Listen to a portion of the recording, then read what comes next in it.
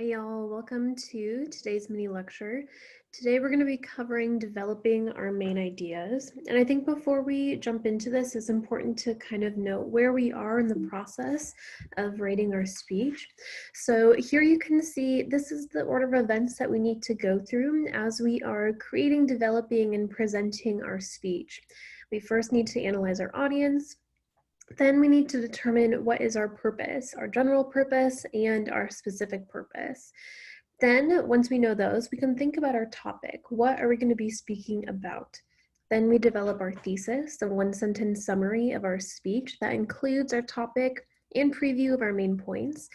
Next, we have our main points, our introductions and conclusions, add-in transitions, and then we have our visual aids, and then we think about delivery. So today, what we're going to be talking about primarily is when we're developing our main points and maybe a little bit into our introduction and conclusion. So we're going to be talking about what are the different types of content that we can include in our speech, making sure that we have a wide variety of different types of information, not only to keep our speech interesting and engaging, but also to make sure that we can connect with all different types of audience members. So we're going to cover 5 different methods of development or different styles of information. This is by no means an exhaustive or exclusive list. These are just 5 that I want to highlight for you. And they are example, narrative, definition, statistic, testimony, and which one did I forget? Oh, I forget, but you can read. All right, so let's go through them each one at a time. So beginning with examples, that is something you probably already know, but it's a typical instance of something. And we can have multiple types of examples. We can have a brief example, which is a single illustration of a point. We can also have an extended example.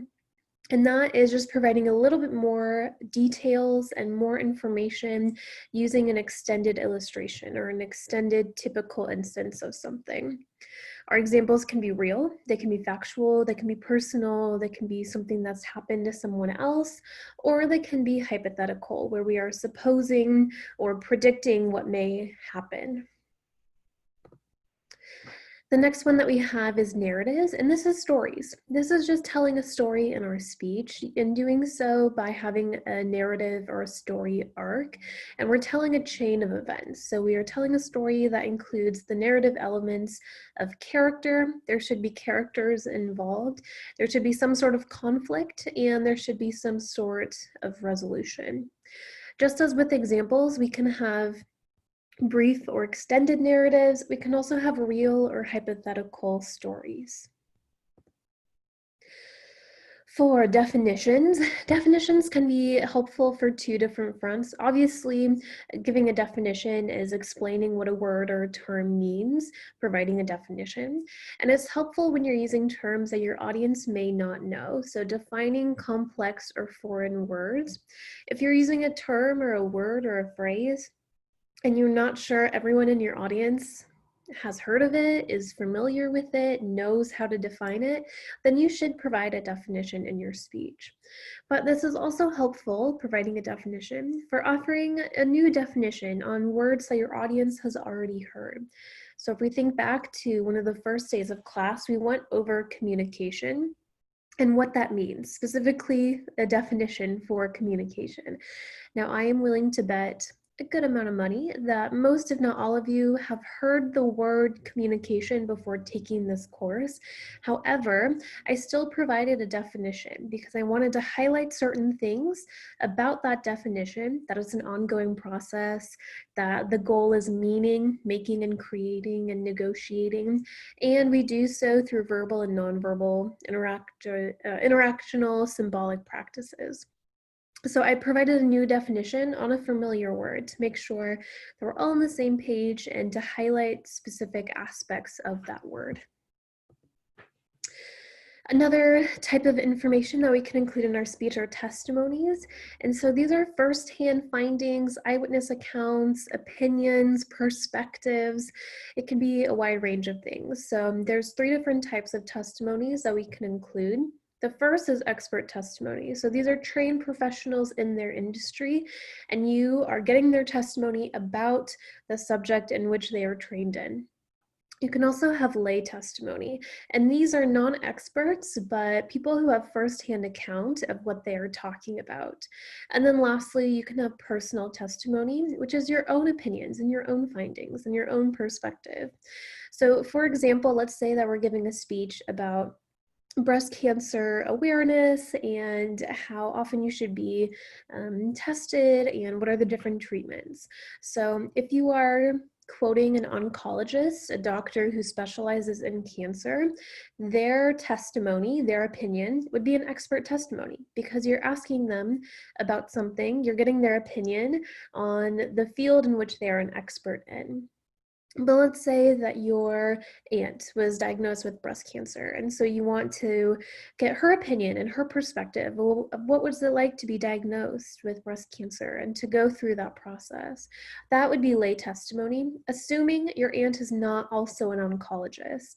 Let's say that she is a second grade school teacher, right? So she has firsthand account, but she's not necessarily an expert in breast cancer or oncology.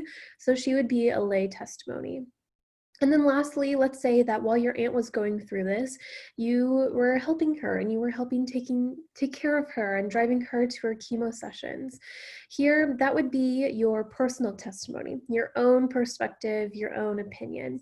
Not necessarily something that you witnessed firsthand, but you still have a perspective of what is it like to care for someone who is going through this type of experience. So testimonies, again, are opinions, perspectives, things that you can quote from other people.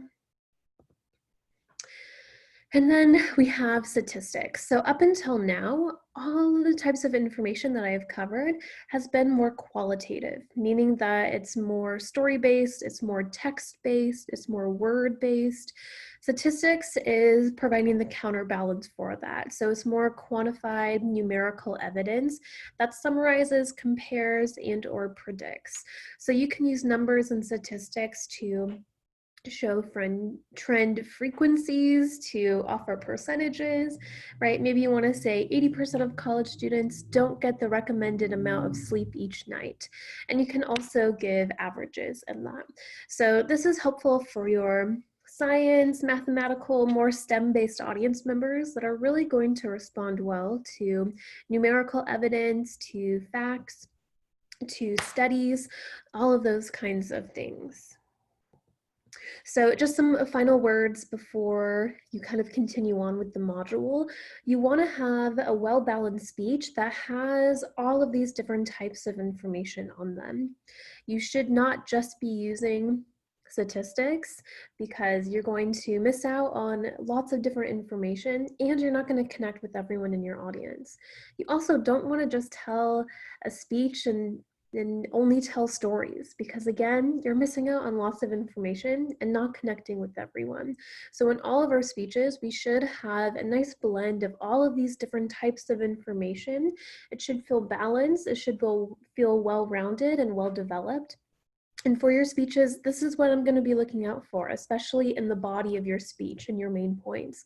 Are you using a variety of supporting materials, of methods of development, or are you just using one or two? Because we always want to err on the side of using more, having more variety and diversity. So good luck.